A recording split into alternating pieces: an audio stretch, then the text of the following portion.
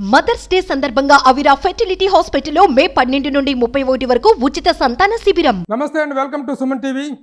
రేవు party అనేటువంటిది సృష్టించిన కలకలం గురించి మనం తెలుస్తూ ఈ నిన్న బెంగళూరులో జరిగినటువంటి ఒక రేవు పార్టీలో తెలుగు సినీ ప్రముఖులు చాలామంది ఉన్నారని, వాళ్ళకి సంబంధించిన వారసులు ఉన్నారని రకరకాల పుకార్లు రావటం వల్ల ముఖ్యంగా కొంతమంది పేర్లు బయటకు వచ్చాయి. వాళ్ళలో ముఖ్యంగా హీరో శ్రీకాంత్ రేవు పార్టీలో ఉన్నారని, పోలీసులు తను రెడ్ హ్యాండెడ్గా పట్టుకున్నారని, ఈడ్చుకుంటూ తీసుకెళ్లారనేటువంటి కొన్ని వార్తలు రావటం చాలా తెలుగు ఫిల్మ్ ఇండస్ట్రీలో చాలా సెన్సేషన్ క్రియేట్ చేసింది.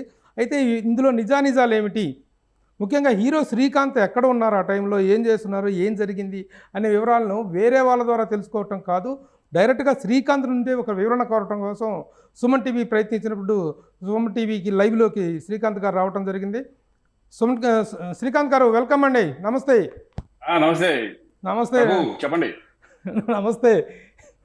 మిమ్మల్ని తీసుకెళ్ళి ఈ రేవు పార్టీ దీంట్లో మిమ్మల్ని ఇన్వాల్వ్ చేయటం అనేటువంటిది, మీ పేరు రావటం అనేటువంటిది చాలా ఆశ్చర్యంగా అనిపిస్తుంది.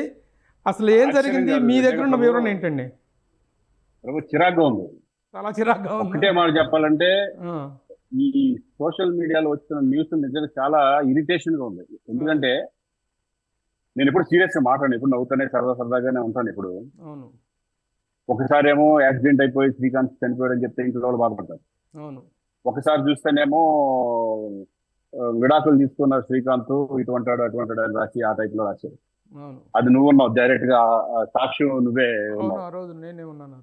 ఈ రోజు ఇందాక కూడా నువ్వు నా దగ్గరే ఉన్నావు, పొద్దు నుంచి నిన్న నీ ఫంక్షన్ కి వచ్చాను, ఇదే ఉన్నావు. కానీ ఇదే చాలా బాధగా ఉంది ప్రభు. అంటే నేను మాట్లాడుకుంటే సరదాగా ఇందాక ఏదో అనుకున్నాను, కానీ ప్రతి దాంట్లో ఆ బీఆర్కే న్యూస్ అంట డైరెక్ట్. నిజంగా నేను పోలీస్ కంప్లైంట్ ఇవ్వచ్చు, ఎందుకు లేని వదులుతున్నాను. పోలీస్ కంప్లైంట్లు నేను కోర్టు కేసు డిఫర్మేషన్ కేసు వేసానంటే డెఫినెట్ గా వాళ్ళు ఏమవుతారో వాళ్ళకే తెలియదు. కానీ ఎందుకు, కానీ నిజం అనేది తెలుసుకుని రాయాలి. కొంతమంది నిజంగా నీళ్ళంటి వాళ్ళు, కొంతమంది ఫణి అని, మన లక్ష్మీనారాయణ, కొంతమంది ఫ్రెండ్స్ వాళ్ళు డైరెక్ట్ గా నాకు ఫోన్ చేసి అన్నయ్య ఎక్కడున్నారు, ఏంటి ఇదంతా వచ్చింది, అలా తెలుసు కదా. ఇండస్ట్రీలో 30 సంవత్సరాల నుంచి ఉంటున్నాను, శ్రీకాంత్ ఏంటో ఎవరికి తెలియదా, శ్రీకాంత్ ఎక్కడికి వెళ్తారు, శ్రీకాంత్ కూడా రాసినా సరే మిమ్మల్ని వివరణ అడుగుతారని వెంటనే మీరు చెప్పగానే తీసేసి, ఇందాక మన ఇద్దరం ఉన్న సమక్షంలోనే మీరు ఒక టీవీ ఛానల్కి ఫోన్ చేసి చెప్పగానే అయ్యో పొరపాటు అయిందండి, మా కుర్రాడు ఏదో తొందరపడి చేసినట్టున్నారని చెప్పి వెంటనే తీసేశారు వాళ్ళు. వాళ్ళు నిజంగా చెప్తున్నా, అది కానీ TV9 కానీ మన ఆర్ న్యూస్ ఇవన్నీ వీళ్ళందరూ కొంతమంది ఫోన్ చేశారు. అవును, ఫోన్ చేసి నిజమా కాదని తెలుసుకున్నారు. అలా తెలుసుకుని అది వేస్తే బాగుంటుంది. తమ్మునేల్ పెట్టేసేసి నా పేరు నా ఫోటో పెట్టేసేసి ఈడ్చుకుంటూ వెళ్ళిపోయిన పోలీసులని రేవు పార్టీలో పొట్టుపడి ఏంటి గొడవ ఏంటి, ఎక్కడికి వెళ్తుంది మన ఇది? ఎందుకంటే సెలబ్రిటీలు అనేది ఓకే, అసలు చాలా మంది నిపురాంది అదిరాజు పక్కలో తోటకూరలు ఎన్ని కాదు. నిజంగా నాకు నోట్లోంచి ఎలా వస్తున్నాయంటే బూద్మాటలు కూడా చేస్తా ఒకసారి సోషల్ మీడియాలో చేస్తున్నా. ఎంత సీరియస్ పొద్దు నుంచి అసలు నాకు ఇంట్లో వాళ్ళు కంగారు పడుతున్నారు. ఎందుకంటే ఇటువంటి ఇమేజ్ డ్యామేజ్ చేస్తారు సోషల్ మీడియా. ఇప్పుడు మేము ఉండేది ఒక సెలబ్రిటీ లెక్కలో 30 సంవత్సరాల నుంచి ఇండస్ట్రీలో ఉండొచ్చు. అసలు రేవు పార్టీలు ఏంటంట, రేవు పార్టీలకి వెళ్ళి వయసు అన్నారు. రేవు పార్టీలు ఒకవేళ మామూలు ఉన్నప్పుడు కూడా వెళ్ళలేదు నేను. రేవు పార్టీలు అంటే ఏంటో తెలియదు, మనకి ఎలా ఉంటుందో తెలియదు. అది ఒకవేళ బర్త్డే పార్టీలకి వెళ్ళినా కూడా వెళ్ళి హాఫ్ అన్ అవర్లో వెళ్ళి మొహాటంగా వెళ్ళి కలిపేసి వచ్చేస్తూ ఉంటాం. మేము ఎక్కువ ఫంక్షన్స్ కి అవాయిడ్ చేస్తుంటాం. బాగా క్లోజ్ సర్కిల్ తప్పితే మేము బయట ఎక్కడికి ఎవరెవరు పడితే ఆ పార్టీలకి వెళ్ళి అటువంటి సంస్కారం కానీ అటువంటి ఇది కానీ మనకు లేదు అసలు. కానీ ఇటువంటి రాస్తా ఉండటం అనేది నిజంగా ఎంత దారుణం అంటే తెలుసుకుని రాయాలి. నిజంగా ఉంటే నిజంగా ఉందనుకో రాసుకోండి, ఎంత రాసుకోండి, ఏం పర్లేదు. అది కాదు ప్రభు, మీ షెడ్యూల్ అంతా మాకు తెలిసిందే కదా. మన ఇంటికాడ నుంచి వచ్చి ఇద్దరు నవ్వుకోం. అవును, ఆ రోజు మీరు షెడ్యూల్ అంతా మాకు తెలిసిందే. మీరు ఆ రోజు ప్రసాద్ ల్యాబ్లో జరిగిన ఒక ఫంక్షన్కి ప్రీ రిలీజ్ ఈవెంట్కి వచ్చారు. ఆ సిల్క్ శారీ అనే సినిమా ఈవెంట్కి వచ్చారు. మీరు, మురళీమోహన్ గారు, ఉత్తేజ్ గారు, శివాజీ రాజా గారు, మీరు అందరూ వచ్చారు. సరదాగా అక్కడ అయిపోయిన తర్వాత మీరు అనంతపూర్ బయలుదేరినట్టున్నారు. అనంతపూర్ వెళ్ళి అనంతపూర్లో కొంచెం మధ్య దూరం వెళ్ళిపోయి వచ్చేసాం. ఎందుకంటే అక్కడ 144 సెక్షన్ ఉంది. ఆ కలెక్టర్స్ వాళ్ళు ఇప్పుడు మన ఇది రెస్టారెంట్ ఓపెనింగ్ కి జనాలు ఎక్కువ వస్తారు, గొడవలు జరుగుతున్నాయి, ఇక్కడ రావద్దు అంటే క్యాన్సిల్ చేసి వచ్చేసాం. అమ్మ వెళ్ళేసి రిటర్న్ వచ్చేసాం. మొన్న నైటే వచ్చేసాం. వచ్చేసి నేను చక్కగా మాకేంటి ఈవినింగ్ క్రికెట్ ఇవన్నీ చూసుకుంటూ హ్యాపీగా ఎంజాయ్ చేస్తూ ఉంటాం మేము ఇంట్లోనే. అది కూడా ఇంటికి దాని బయటికి వెళ్తాం. బట్ ఈ సడన్ గా పొద్దున్న లేసి ఈ న్యూస్ చూస్తే నాకు షాక్ అయిపోయాను. ఆడెవడో నాలాగా ఉన్నాడంట, ఇటు వాడేమో ఇట్లా పెట్టుకుని ఇలా పెట్టుకుని గడ్డం వేసుకుని ఆ పైన జుట్టు కూడా లేదు వాడికి కొంచెం. వాడు చూసి కొంచెం నాలాగా ఉన్నాడు అనిపించింది డెఫినెట్ గా. అది హైట్ అది హైట్ అలా అలా పెట్టుకుని హెయిర్ స్టైల్ ఉన్నాడు అందరూ శ్రీకాంత్ అనుకుంటే ఎలా? అదే కదా. కరెక్టే కదా భయ్యా? అవునవును.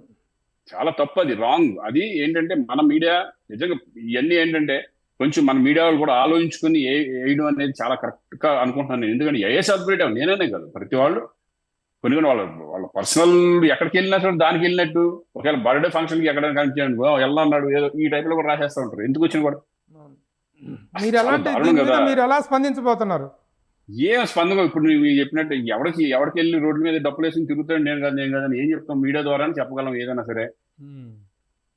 మీడియా మీరున్నారు, మీరందరూ శ్రేయోభిలాషులు ఉన్నారు, మీరు అందరికి తెలుసు ఏంటి అనేది.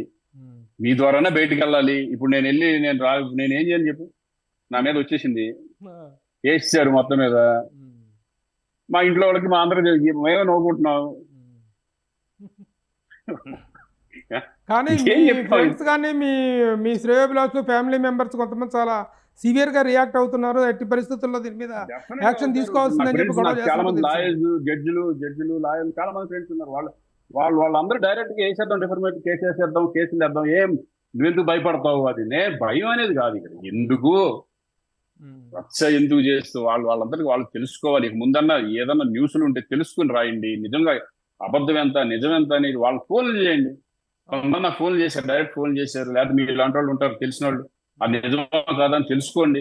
ఈ ఛానల్స్ నాకు ఎప్పుడు అడుగుతారు, చాలా మంది తెలిసిన వాళ్ళు అందరూ అడుగుతూ ఉంటారు. కొన్ని అక్కడేదో బెంగళూరులో వచ్చేసిందంట, బెంగళూరులో కూడా నా పేరు రాయలేదు. వీళ్ళు ఇక్కడికి వచ్చేసేసి నాలాగా ఉండడం చెప్పి శ్రీకాంత్ అని చెప్పేసి సినిమా ఇండస్ట్రీలో అంటే ఇండస్ట్రీ వాళ్ళని తప్పడేస్తారు. మీరు ఎక్కడికి వెళ్ళి ఇండస్ట్రీ వాళ్ళు ఏ ఫంక్షన్కి వెళ్ళకూడదు. అవునవును.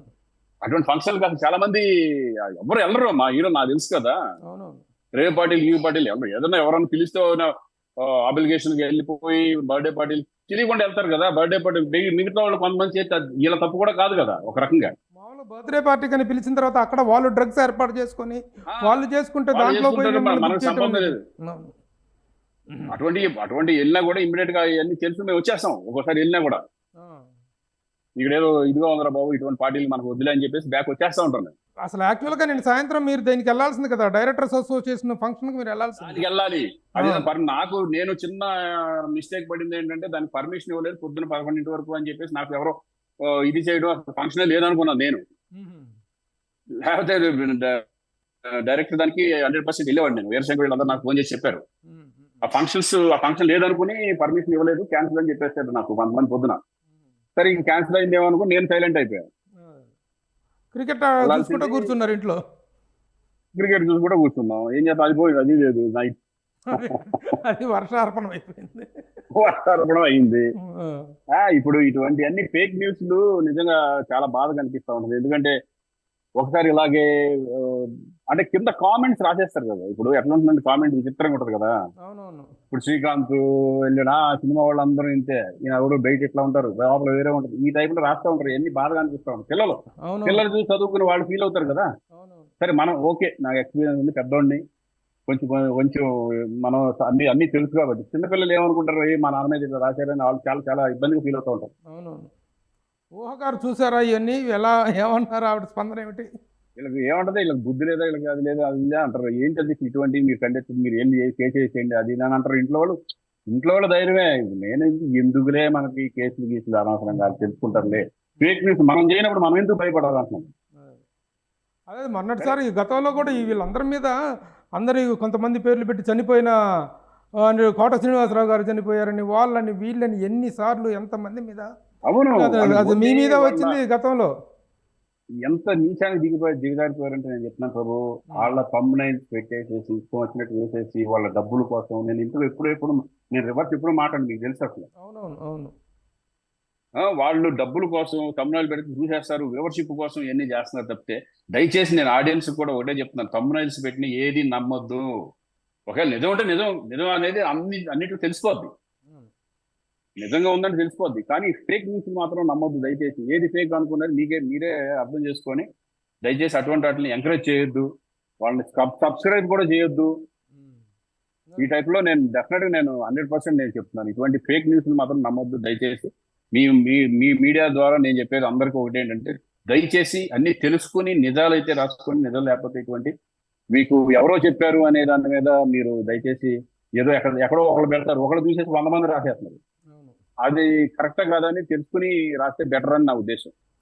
Okay okay. చాలా బాధగా ఉంది ప్రభు. అంటే ఒకటి సరే, ఒక పాజిటివ్ లో ఏదో జరిగింది, చనిపోయాడు, అది అంటే అయ్యో పాపం అనుకుంటారు. ఇప్పుడు ఇటువంటి న్యూస్ ఏంటంటే రేవు పార్టీలో పట్టుబడి శ్రీకాంత్ ఇటువంటి రాస్తా అంటే రేపు నాకు ఉన్న ఇమేజ్ పాడైపోతుంది కదా. ఇప్పుడు చనిపోయాడు, ఓకే రాసుకున్నారు, రాసేసారు, ఫేక్ న్యూస్ కరెక్ట్. అదేంటంటే అయ్యో పాపం శ్రీకాంత్ అయ్యో ఏంటి అనుకుంటారు. ఇప్పుడు ఇటువంటి న్యూస్ ఏముంటుంది, నా ఇమేజ్ డ్యామేజ్ అయిపోతుంది. ఇమేజ్ డ్యామేజ్ చేస్తూ నన్ను ఆరాధించే, నన్ను అభిమానించే వాళ్ళు ఎంతో మంది, ఏంటి శ్రీకాంత్ కూడా ఇటువంటి వాడా, ఇన్ని రోజులు మేము అభిమానించామే అనే ఫీలింగ్ కలుగుతుందిగా కొంతమందికి. అవును, డెఫినెట్గా. ఎందుకంటే ఇందాక మీరు చెప్పినట్టు చనిపోయాడనేది వార్త కంటే కూడా దారుణమైనటువంటి వార్త ఇది. మరి అవును, ఇటువంటి అమ్మాయిల విషయంలో ఈ విషయాల్లో సొసైటీకి నెగిటివ్ గా వెళ్ళే ఇవి ఉంటాయి కొన్ని. మన మీద సొసైటీ రెస్పాన్సిబిలిటీ ఉన్న పర్సన్స్ మేమంతా కొంచెం అట్లీస్ట్ సొసైటీని కొంచెం చూసుకుని, సొసైటీలో ఎందుకంటే మనల్ని చూసి చాలా మంది ఇన్స్పైర్ అవుతారు. ఇటువంటి అన్ని చాలా జాగ్రత్తగా ఉండాల్సిన ఇదివరకు అయితే ఏ టీవీలు ఏ ఇది అని లేవు. ఇప్పుడు సోషల్ మీడియా ఎక్కువ వచ్చేసినారు. ఇప్పుడు అదే మా వాళ్ళందరికీ ఇప్పుడు కూడా ఇవన్నీ చూసి మా పిల్లలు అందరూ నేర్చుకుంటారు. కొంతమంది యంగ్స్టర్స్ కూడా నేర్చుకోవాల్సిన ఏంటంటే దయచేసి ఎవరో కూడా ఇటువంటి రేవ్ పార్టీలని, డ్రగ్స్ అని, అని దయచేసి వాటికి తెలిస్తే, ఒకవేళ మీకు తెలియకుండా వెళ్ళినా వేరే వాళ్ళు ఎవరైనా తాగుతున్నా మీరు డైరెక్ట్ గా అక్కడ ఉండొద్దు, డైరెక్ట్ గా వచ్చేసేయండి. అటువంటి వాటిని మాత్రం ఎంకరేజ్ చేయొద్దని మాత్రం నేను చెప్తున్నాను. Very good. నేను ఎందుకంటే నా మీద వచ్చిన న్యూస్ ఓకే, నో ప్రాబ్లం. 30 సంవత్సరాల ఇండస్ట్రీలో ఇప్పుడు నాకు పోయేది ఏం లేదు. నన్ను ఎవరు డ్యామేజ్ అనుకుంటారు, కొంతమంది రాసుకుంటారు, కొంతమంది ఏమి చేస్తారు. నేనేమి అటువంటి పనులు అటువంటి వాటికి వెళ్ళలేదు. ఇంట్లో వాళ్ళకి నేను ఇక్కడే ఉన్నాను, ఇంట్లో వాళ్ళకి తెలుసు కాబట్టి ఇంట్లో వాళ్ళు వాళ్ళకి నేను నిజంగా పొరపాటున నేను నిజంగా ఏదో షూటింగ్ బెంగళూరు వెళ్ళాను నిజం అనుకుంటారు ఇంట్లో వాళ్ళు కూడా.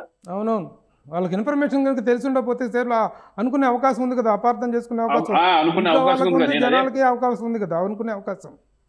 అవును, నేను వెళ్తా ఉంటాను, ఏ ఊరికి వెళ్తా ఉంటాను, గబుకుని అక్కడ ఏమైనా జరిగిందట నిజమే కదా, ఏమైనా నాకు అబద్ధం చెప్తున్నారు చెప్తారు.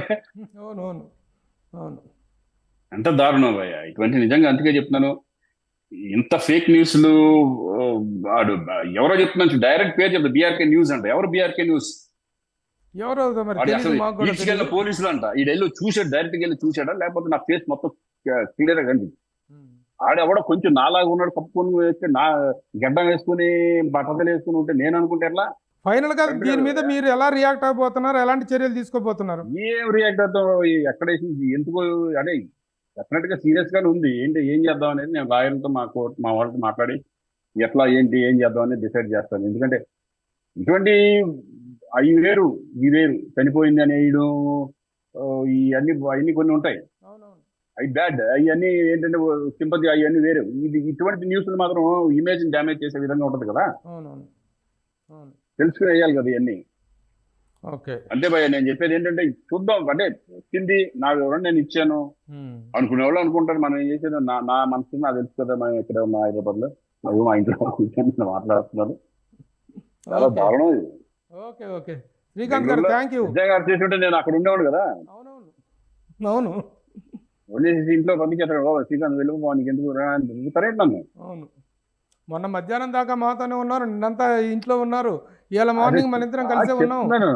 అవును, చూడది అది ఎంత దారుణం అనేది.